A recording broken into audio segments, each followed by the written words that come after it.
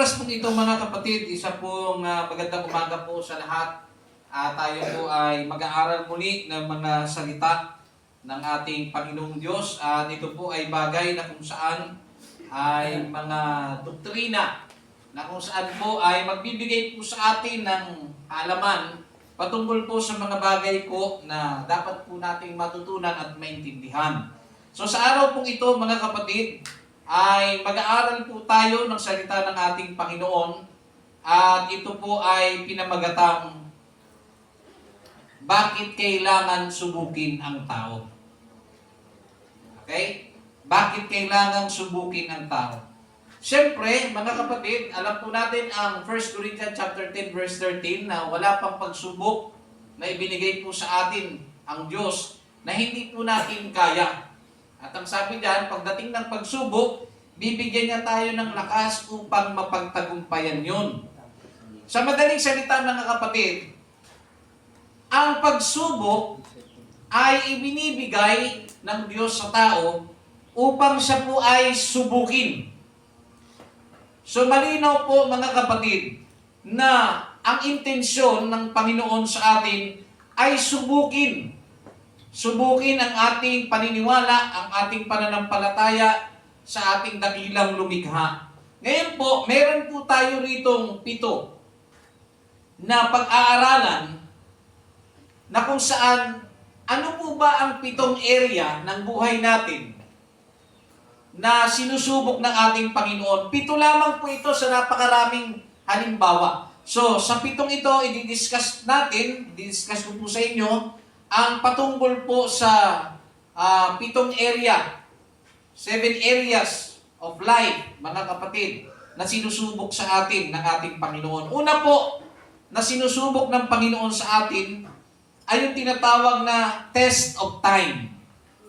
Ang sabi po sa James chapter 1 verse 4, regarding po sa test of time, ang sabi dito, ang inyong at inyong pabayaan na ang pagtitiis ay magkaroon ng sakdal na gawa upang kayo'y maging sakdal at ganap na walang anuman kakulangan.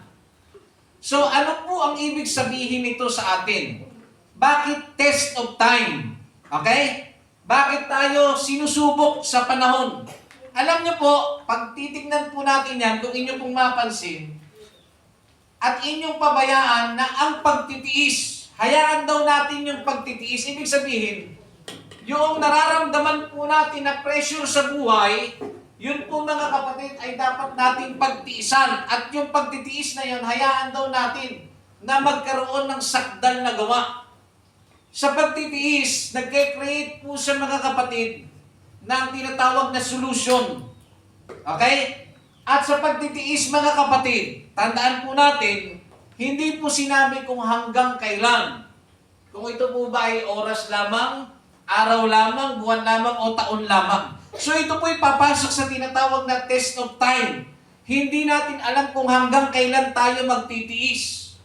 Sa lahat ng area, aspeto ng ating buhay. Sa financial, hindi natin alam kung hanggang kailan tayo magtitiis. Minsan sinusubok tayo pagdating po sa tinatawag na pagkakaloob. Ibinigay na natin ang para sa Diyos, pero bakit parang hanggang ngayon parang wala yatang nangyayari? Parang walang bumabalik. Parang wala tayong natatamasa. Parang tayo pa yung nawawalan.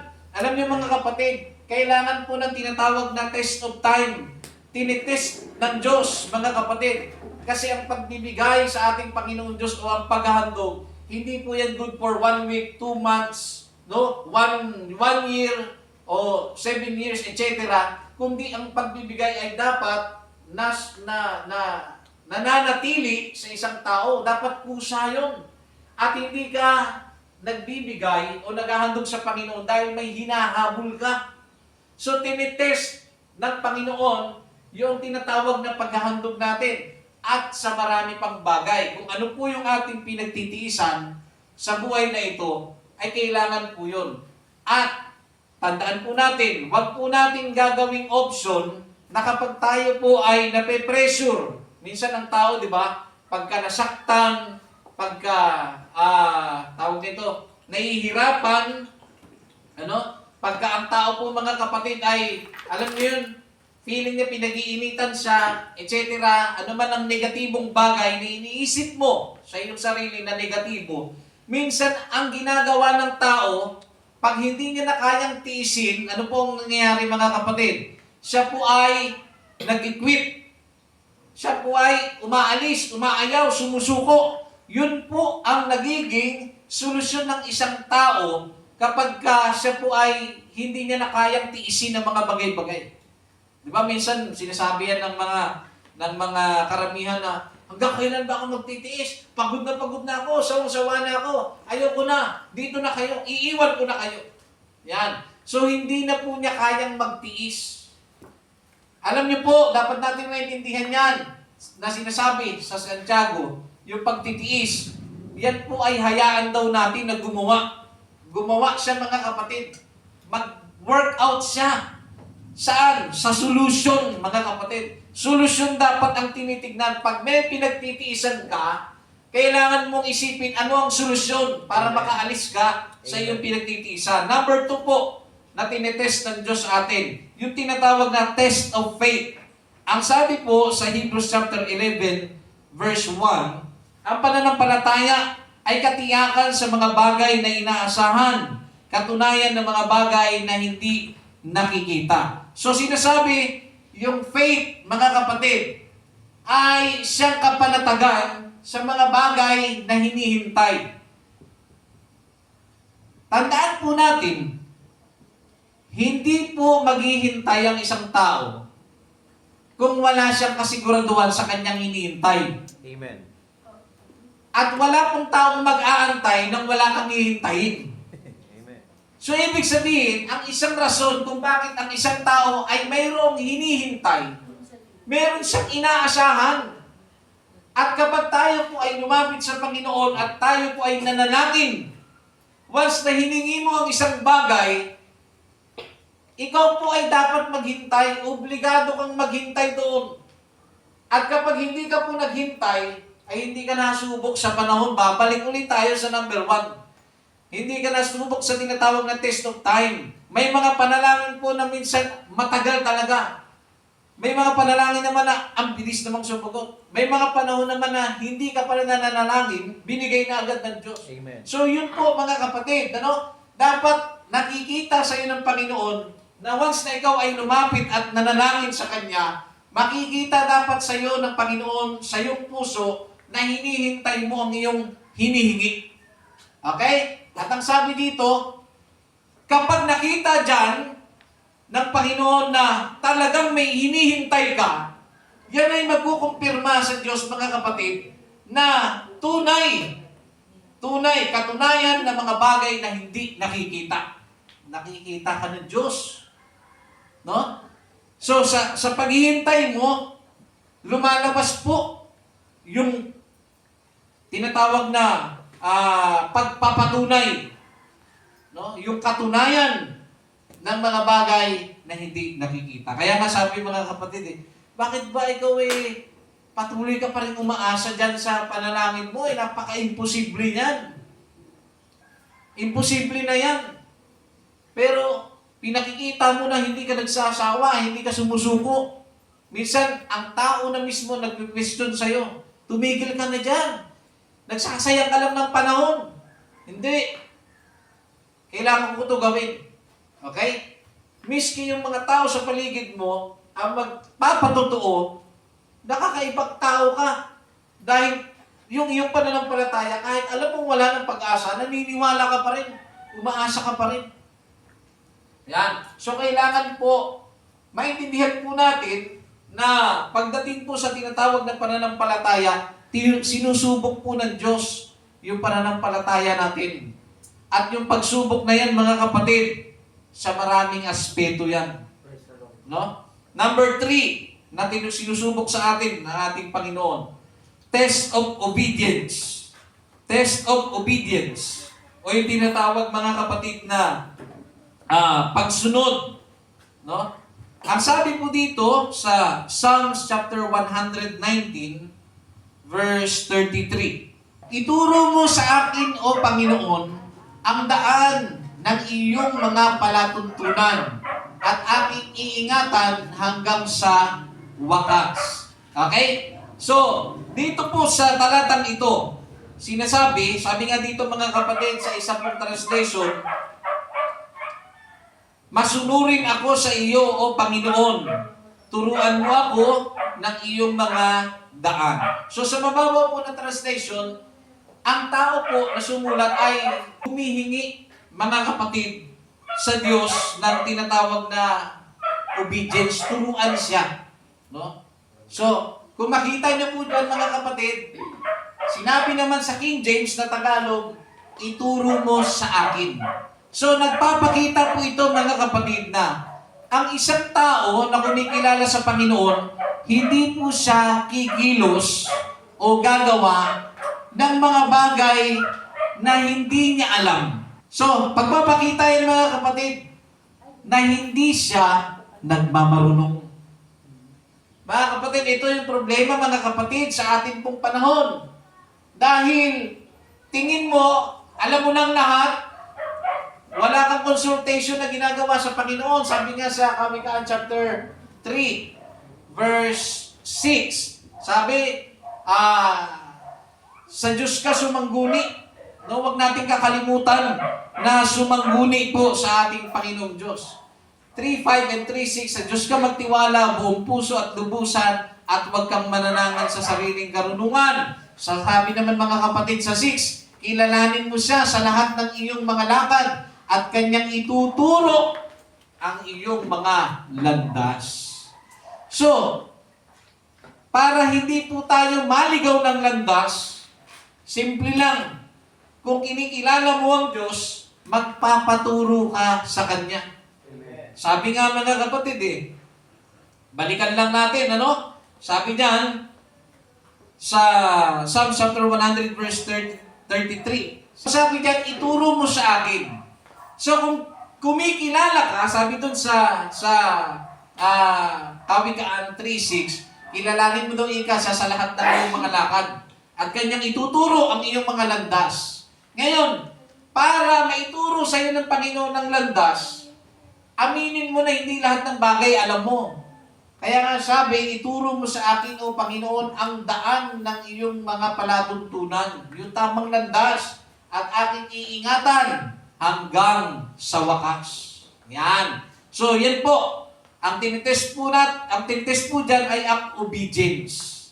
Yung pagsunod natin. At wala dapat tayong gagawin, wala dapat tayong mga kapatid, isa sa katuparan sa buhay natin, kundi yung mga bagay na nais ng Panginoon na dapat nating gawin. Number 4 na tinitest ng ating Panginoon, yung tinatawag na test of relationships. Okay? Pagsubok sa ating relasyon, mga kapatid. Mga relasyon sa pamilya, kaibigan, at iba pa. Okay? Generally speaking, yung test of relationships, para po yan sa lahat. Okay? Ulitin ko po, pamilya, kaibigan, no? Mahal sa buhay, etc. Ang sabi po rito, sa Kawikaan chapter 17, verse 17, sabi nga, ang kaibigan ay umiibig sa lahat ng panahon. Totoo po ba o hindi? Totoo po yan. At yung kaibigan po na yan, huwag niyo pong i-generalize yan, ha? Hindi po, magkaiba po yung kaibigan sa kakilala.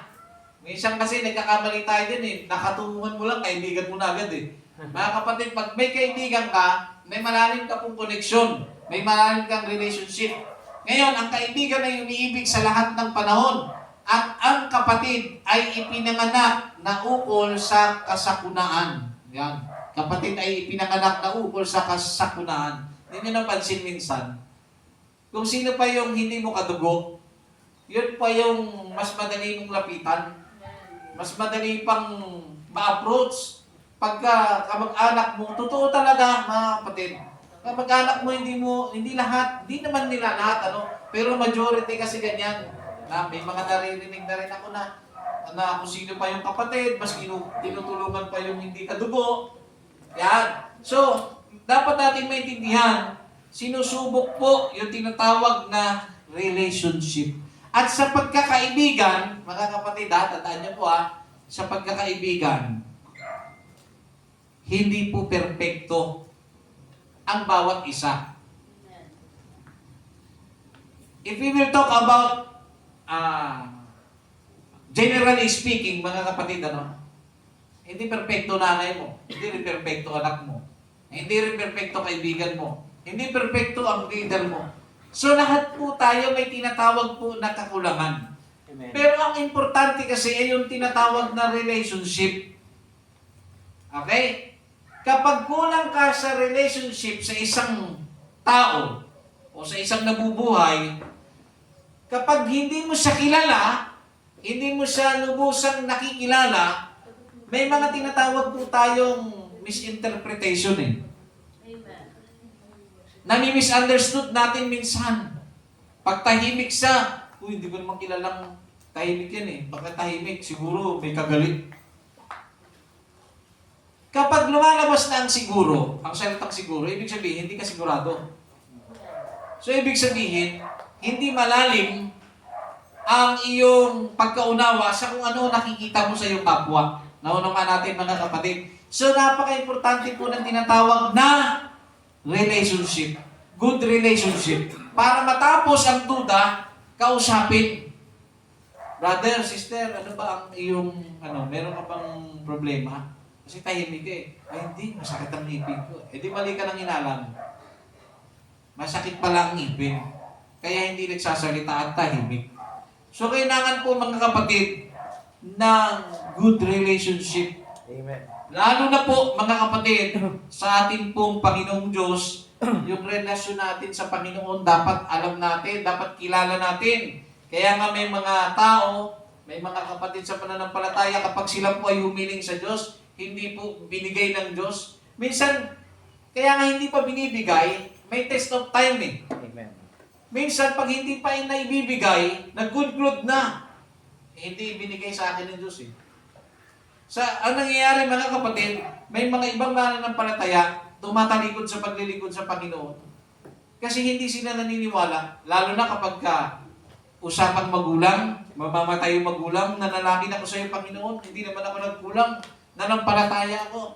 Bakit namatay ang aking ina? Bakit namatay ang aking tatay? Yun, tumalikod. Tumalikod. Bakit po mga kapatid? Dahil sa kakulangan sa tamang relasyon sa Diyos. Amen.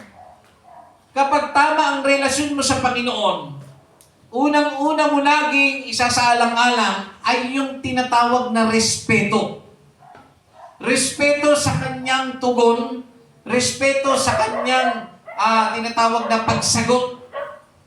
Kasi hindi porket tama ang hinihiling mo, na sa tingin mo tama ka, sa tingin mo lang, ay ibibigay sa iyo ng Diyos. Amen. Hindi po ganun yun mga kapatid. Hindi lahat ng tamang naiisip natin ay ibibigay ng Panginoon. Amen. Dahil mas higit po ang nakikita niya sa dulo kaysa sa atin. Right. Amen. Okay? So kailangan natin maintindihan. Gaya nga, halimbawa, Panginoon, bigyan mo lang akong magandang trabaho. Itong trabaho na ito, bigyan mo sa akin.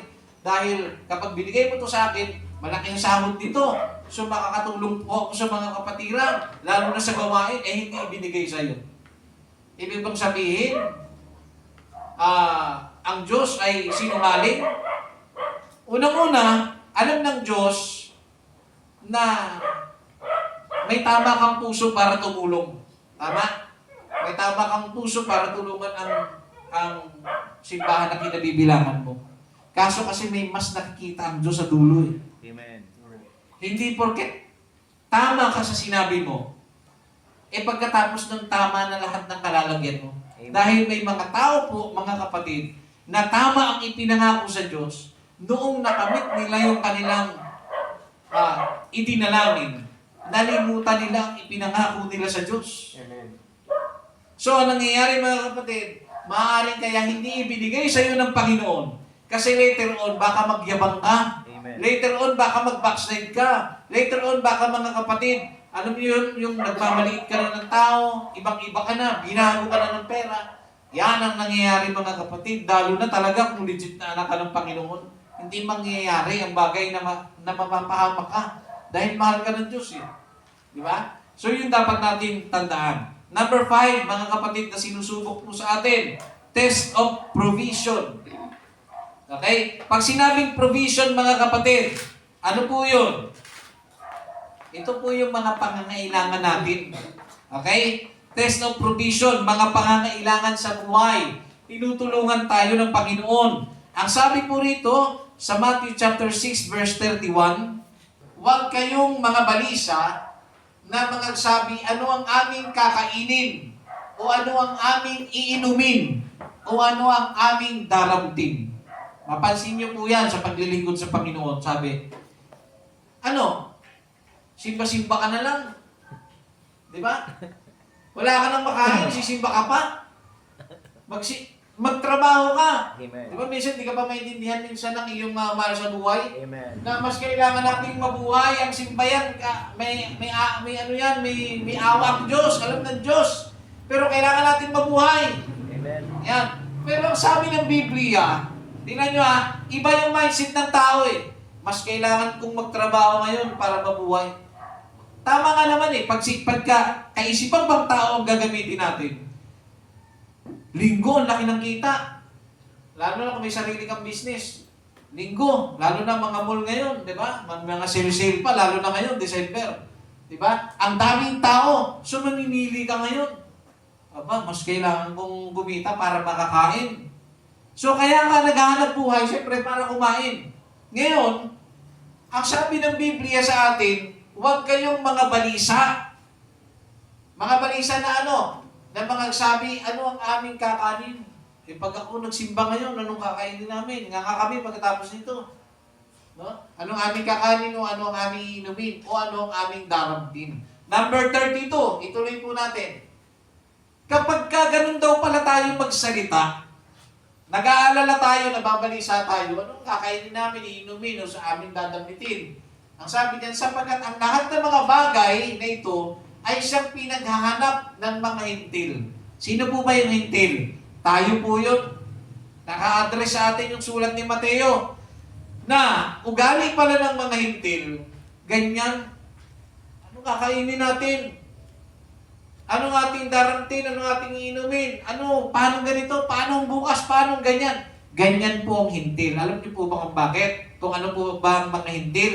Ang hintil naman po, hindi naman po originally na pinili ng Diyos eh. Alam natin na ang pinili ng Diyos, hiniram ng Diyos ay ang mga Israelita. At sila ang may pagkakilala sa Panginoon. Tayong mga hintil, wala namang nag-originate na may pagkakilala tayo talaga sa Diyos eh. Amen. Diba? Dito lang naman yan nung ang mga Hudyo ay hindi tinanggap si Jesus. Samantalang tayong mga hintil, bagamat hindi tayo kalahi ng mga Israelita, tayo yung tumanggap kay Jesus. Kaya, totoo yung sinasabi eh. Yung mga pananalita na yan, paano yung iinumin, paano yung kakainin, daramtin, yung mga bagay na yan ay pinaghahanap ng mga hintil.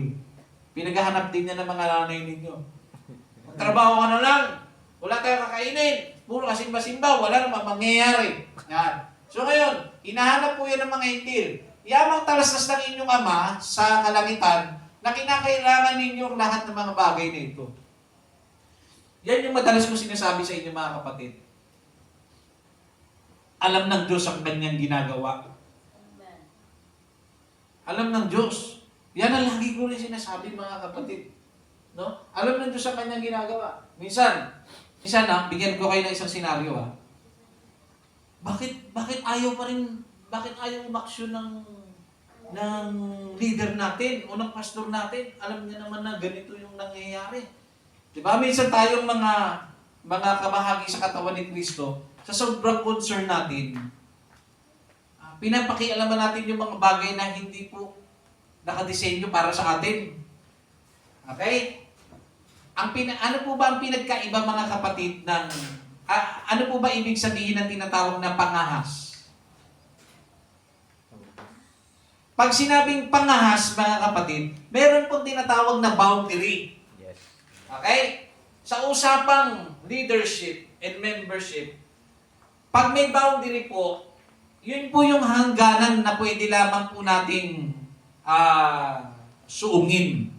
May mga bagay po na hindi po pwedeng pakialaman ng leader sa mga iglesia, sa member. At meron din pong bagay na hindi pwedeng pakialaman ng member doon sa leader ng iglesia. Meron po tayong mga hangganan. So pag lumampas ka na, hindi mo na trabaho ang iyong ginawa, yun po ay papasok sa tinatawag na pangahas. Nagiging mapangahas ka na. Hindi lahat ng concern ay concern talaga. Minsan yung concern sumusobra, umaabot sa tinatawag na pangahas.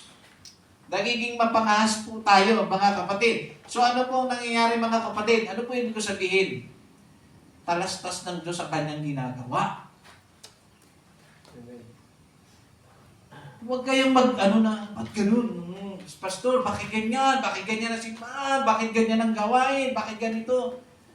May mga panapanahon yan, mga kapatid. Amen. Alam ng Diyos ang kanyang ginagawa.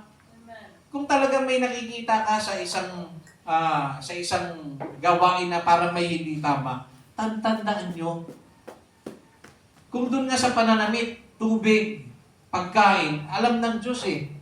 Yung pa kaya yung gawain, nakikita ninyo mga kapatid, alam ng Diyos. Pag sumubra ka, may gagawin ng Panginoon.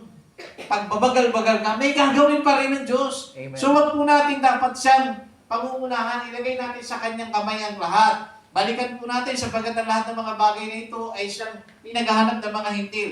Yamang talasas ng inyong Ama sa kalangitan na kinakailangan ninyo ang lahat ng mga bagay na ito. So dapat niyong tandaan, alam niya ng Diyos. Kaya nga meron po tinatawag na 633. I-ano natin ang 633. Na dapat hanapin muna ninyo ang kanyang kaharian at ang kanyang katwiran at ang lahat ng mga bagay na ito ay pawang idaragdag sa inyo. Amen. Tandaan niyo po ito, mga kapatid. Hanapin daw muna ninyo. Okay? Namamroblema ka, wala kaming kakainin. Wala kaming pambayad, lalo na sa pinansyal, kailangan po namin. Sabi ng Biblia, alam ng Diyos yan, kailangan nyo yan, alam ng Panginoon yan. Ang dapat daw natin gagawin, datapwat hanapin muna ninyo. Okay? Pag sinabing muna, ano ibig sabihin, mga kapatid? Siya po ay nagsasuggest ng priority. May dapat kang i-priority. No, lumaanin niyo mga kapatid. May dapat kang unahin. Hanapin muna ninyo ang kanyang kaharian. Sa isang translation, hanapin niyo muna na kayo ay pagharian ng Diyos. Kaya ka aligaga. Kaya ka, alam niyo yun, wala kaming kakainin, ganito, ganyan. Bakit? Kasi hindi ka pa napaghaharian ng Diyos. Kung ikaw ay mapagharian ng Diyos, napakadali na para sa iyo ang hanapin ang kanyang kaharian. Kasi pag nahanap mo ang kaharian ng Diyos, paghaharian ka niya. So pag may naghari na sa iyo, mangangamba ka pa ba? Kasi may kontrol na ng buhay mo eh. So ngayon, at ang kanyang katwiran, yun ang susunod. Hanapin mo yung katwiran ng Panginoon, yung mga kalooban ng Diyos sa ating buhay, at ang lahat ng mga bagay na ito ay pawalang idaragdag sa inyo. Tandaan niyo po, huwag niyo pong pagkakamalian ha, at ang lahat ng mga bagay na ito. Ano po ba yung bagay na ito? Balikan po natin yung number 31, sister. Ang sabi dyan, huwag kayong mga balisa na mga nagsabi, ano ang aming kakanin o ano ang aming iinumin o ano ang aming daramdin. Yan po yung tinutukoy na yan. Na ang lahat ng mga bagay na ito, nakakainin mo, pinoproblema mo, ipoprovide ng Diyos. Amen. Yung pinoproblema mo, iinumin mo, o daramtin mo, ibibigay yan sa'yo ng Diyos. Right. Amen. Ibibigay sa'yo, basta unahin mo daw ang kanyang kaharian at ang kanyang katwiran. Huwag po natin pagkamalian yan. Kasi may mga tao po, mga kapatid, na seek ye first the kingdom of God and all these things shall be added unto you. Kotse, idadagdag sa'yo yan ng Diyos. Ano yun? Doon yun o. Matthew 6:33 ang pinanggalingan nun, na ang idadagdag daw sa atin, yung binabalisa natin, kinababalisa natin. At para po sa kaalaman ng lahat, way back 2,000 years ago, 2025 na po ngayon, atras po tayo sa pagkakasulat nito ni Matthew. Wala pang kotse. Amen. Tapos sasabihin mo, lahat ng bagay daragdag. Kotse! Bibigay sa iyo ng Diyos. Wala mo kotse yun, ng panahon na yun. Di ba? Wala naman mga kapatid yan ang mga pinapangarap-ngarap mo. Minsan masyadong, ibang mga nangangaral masyadong nawawala sa context ng Biblia. Actually, ganun din ako dati. Subalit sa awa at tulong ng Diyos, sabi ko nga, di ba, alam ng Diyos ang kanyang ginagawa. Alam niya kung kailan siya magkukorek. Ay, hindi po lahat ng leader, mga kapatid, ay perfect. Amen. May mga panahon na may kinukorek ang Diyos sa kanila. Okay? So ngayon, makikita niyo dyan, mga kapatid, napakaliwanag na ang tinutukoy na in all these things shall be added unto you. Pagkain, tubig, pananamit ang tinutukoy doon. Dahil yan po ang isa sa mga majority kailangan ng tao way back 2,000 years ago. Balik tayo sa sulat ni Matthew. Yan talaga ang pagunahin. Hindi kotse. Walang kotse doon. Nung panahon na yun. So, wala doon computer. Wala doon yung mga pinapangarap-karap mo na camera, ibibigay ng Diyos sa iyo. Ano yun? Ibibigay yan sa iyo ng Diyos. Magsumikap ka. Ano yun? Unahin ko. Ayaw mo magtrabaho. Hindi yun po ibibigay sa iyo ng Panginoon. Ang pinupunto po, mga kapatid, na unahin mo. At hindi ibig sabihin na unahin mo, wala ka nang gagawin, puro na Diyos. Amen. Unahin ko. Hindi na ako magsasayang kasi ibibigay daw ng Diyos. Hindi po ganun yun, mga kapatid. Kailangan po natin ng pagkilos o gawa. Okay? So number 6 po, na tinitest sa atin ng Panginoon. Test of purpose. O yung tinatawag na layunin at direksyon sa buhay. Ang sabi po rito sa Jeremiah chapter 29 verse 11, sapagkat nalalaman ko, yan o, sabi ko nga kanina alam ng Diyos ang kanyang ginagawa sapagkat nalalaman ko ang mga pag-iisip na aking iniisip sa inyo. Kung alam niya ang kanyang ginagawa, alam niya lalo yung iniisip niya. Minsan nga tayo tayong mga tao minsan likot lang ng isip na nakita mo yung aso mo nakatawa. Ano ko yung iniisip nito? Di ba? So, minsan may nagkakape. Ang layo ng tingin. Pero lutang yun. Mga kapatid, ano may iniisip nito? Di ba? Pero itong ating Panginoon kakaiba, nalalaman niya ang lahat ng bagay, alam niya rin ang iniisip niya. Ibig sabihin, alam niya ang ginagawa niya. Di ba? Ngayon, sabi ng Panginoon, mga pag-iisip tungkol sa kapayapaan. So, ang lagi palang iniisip ng Diyos para sa atin ay para sa kapayapaan. Okay? At hindi tungkol sa kasamaan. So, yan ang dapat na ma-establish sa atin. Ang iniisip ng Panginoon sa atin ay puro pang kapayapaan sa ikapapayapa natin at hindi po sa kasamaan. Anong rason? Upang bigyan kayo ng pag-asa sa inyong huling wakas. Bigyan po tayo ng magandang ending sa buhay. Okay? Maliwanag po ba? Ngayon, sumunod po. Number 7 for the last. Test of character. Okay? Paghubog ng karakter o yung tinatawag na pagkatao. Ang sabi sa Romans chapter 5 verse 3 hanggang 4. Ang sabi po ng Biblia, at hindi lamang gayon, kundi naman nagagalak tayo sa ating mga kapigatian na nalalamang ang kapigatian ay gumagawa ng katyagaan. Tingnan niyo mga kapatid, yung tinatawag na test of character, yung pagkatao natin, kung paano tayo tinitest ng Panginoon. Sabi yan, kundi naman nagagalak tayo sa ating kapigatian. Alam niyo po, hindi po lahat ng tao, kapag kami dumadating po na tribulation sa kanilang buhay, o yung kapighatian. Pag sinabi kasing kapighatian, yun yung mga hindi magagandang bagay na pwede mangyari sa iyo. Mamatayan ka, manakawan ka, masunugan ka. Ibig sabihin, mga negatibo yan, mga kapatid. Pag sinabing kapighatian, namimighati ka sa kalungkutan, namimighati ka, mga kapatid, sa mga, alam niyo yun, mga bagay na dinadanas ninyong mahirap. Ang sabi dyan, mga kapatid, nangagagalak tayo. Sabi niya sa mga taga-Roma, nagagalak tayo sa ating mga kapigatian na nalalamang ang kapigatian ay gumagawa ng pagtsatsaga. Yung mga pighati na nararanasan natin sa buhay, gumagawa daw yan, mga kapatid, ng pagtsatsaga.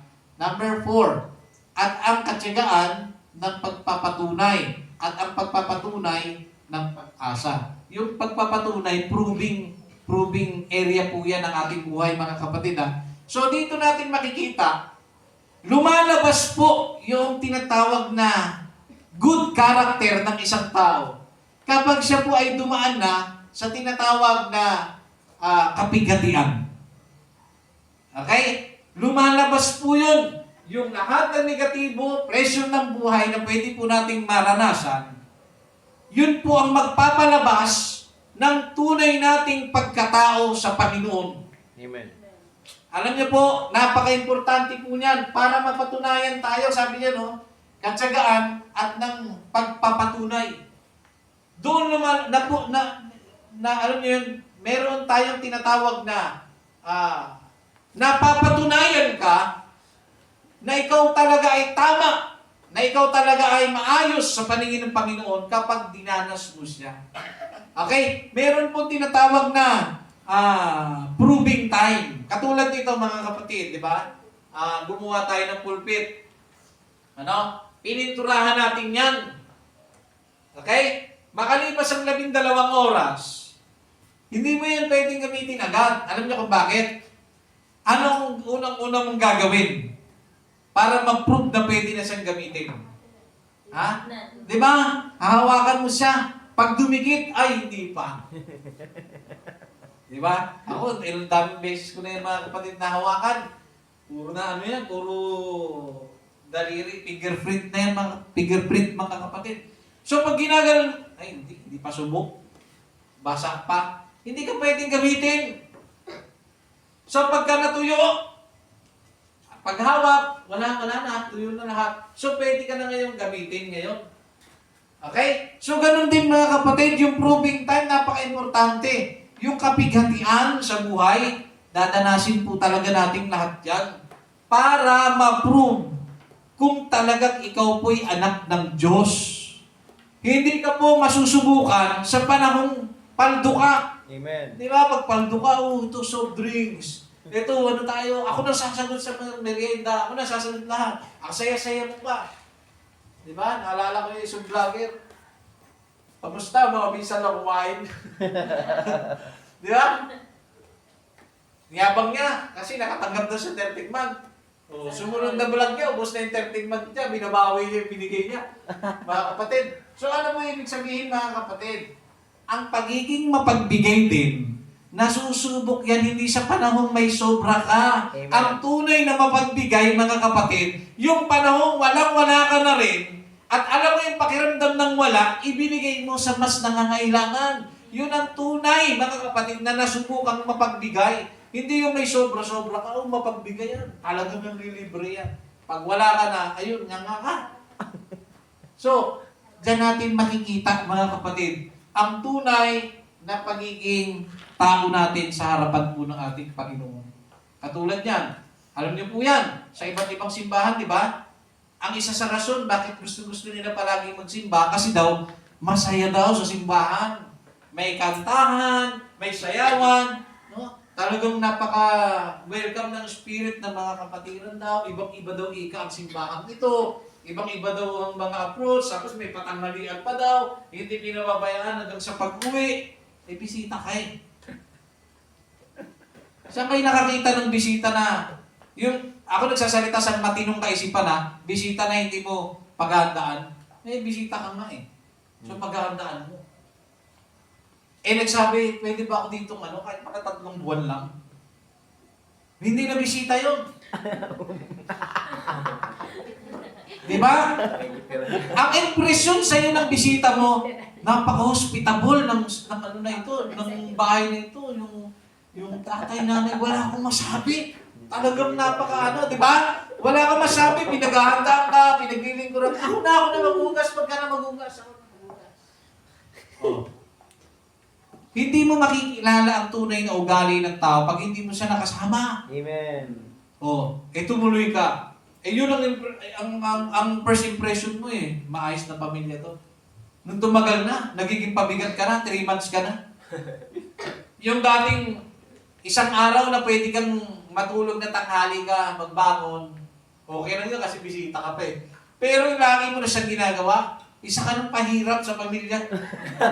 Mga kapatid, ano bang mangyayari? Makakarinig ka na ng mga dumadabog-dabog dyan. Hindi ka man nila personally, pero nararamdaman mo na. No? Natutulog ka, biglang nagpapatugtog ng napakalakas para na magising ka. No, hindi sila expressive. Tandaan nyo, may mga taong hindi po expressive ng nararamdaman, pero pinaparamdam sa mga galawan. So ngayon, anong mangyayari? Mag-iisip ka na, nagbago na sila. Ganyan po ang tao eh. Nagbago na sila. Hindi sila ganyan dati. Mga pakitang tao. Pero hindi nga naisip, kaya nagkaganon ang tao sa paligid niya dahil sa kagagawan niya. Amen. So ganun po ang nangyayari mga kapatid. So lumalabas po yung tunay na ugali ng tao sa panahon na kung saan ay sinusubok siya. Okay? Naunawaan po ba natin mga kapatid? So dapat natin maintindihan yan. So ito po, hanggang dito lamang po tayo. Ulitin ko po ang 7 area ng buhay po natin na tinitest po tayo. Una, test of time. Pangalawa, test of faith. Pangatlo, test of obedience. Ika-4, test of relationships. Ika-5, test of provision. Ika-6, test of purpose. Ika-7, test of character. So, kailangan po natin mapatunayan na tayo po ay maging maayos sa harapan ng Panginoon. Yung character po natin, kailangan lumabas po yung tinatawag na good character. At sa oras na ito mga kapatid, hanggang dito na lamang po tayo. Nawa, tayo po ay may mga natutunan sa aral po ng ating Panginoon. So, sa oras na ito, tayo po tumayo at akin po tinatawagan at tagapanguna ng gawain. Palakpakan po natin ang ating Panginoon. Praise the Lord.